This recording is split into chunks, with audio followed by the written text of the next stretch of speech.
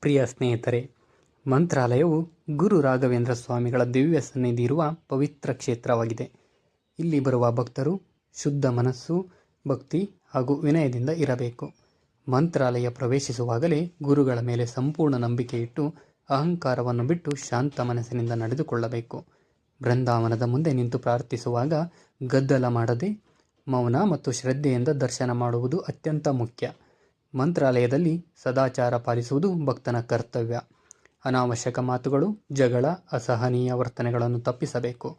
ದೇವಾಲಯದ ನಿಯಮಗಳನ್ನು ಗೌರವದಿಂದ ಪಾಲಿಸಿ ಸಾಲಿನಲ್ಲಿ ನಿಂತು ದರ್ಶನ ಪಡೆಯಬೇಕು. ಸ್ವಚ್ಛತೆ ಕಾಪಾಡುವುದು ಬಹಳ ಮುಖ್ಯ. ದೇವಾಲಯದ ಆವರಣದಲ್ಲಿ ಕಸ ಹಾಕಬಾರದು. ಗುರು ರಾಘವೇಂದ್ರ ಸ್ವಾಮಿಗಳ ನಾಮಸ್ಮರಣೆ, ಮಂತ್ರಜಪ, ಧ್ಯಾನ ಮಾಡುವ ಮೂಲಕ ಮನಸ್ಸನ್ನು ಶುದ್ಧಗೊಳಿಸಬೇಕು. ಪ್ರಸಾದವನ್ನು ಭಕ್ತಿಯಿಂದ ಸ್ವೀಕರಿಸಿ ಇತರ ಭಕ್ತರೊಂದಿಗೆ ಹಂಚಿಕೊಳ್ಳುವ ಮನೋಭಾವ ಇರಬೇಕು. ಮಠದ ಸೇವಕರಿಗೆ ಗೌರವ ನೀಡಬೇಕು. ಮಂತ್ರಾಲಯದಲ್ಲಿ ಇದ್ದಾಗ ಧರ್ಮ, ಸತ್ಯ, ಸಹನೆ ಮತ್ತು ದಯೆ ಎಂಬ ಗುಣಗಳನ್ನು ಅನುಸರಿಸಿದರೆ ಗುರುಗಳ ಕೃಪೆ ಲಭಿಸುತ್ತದೆ.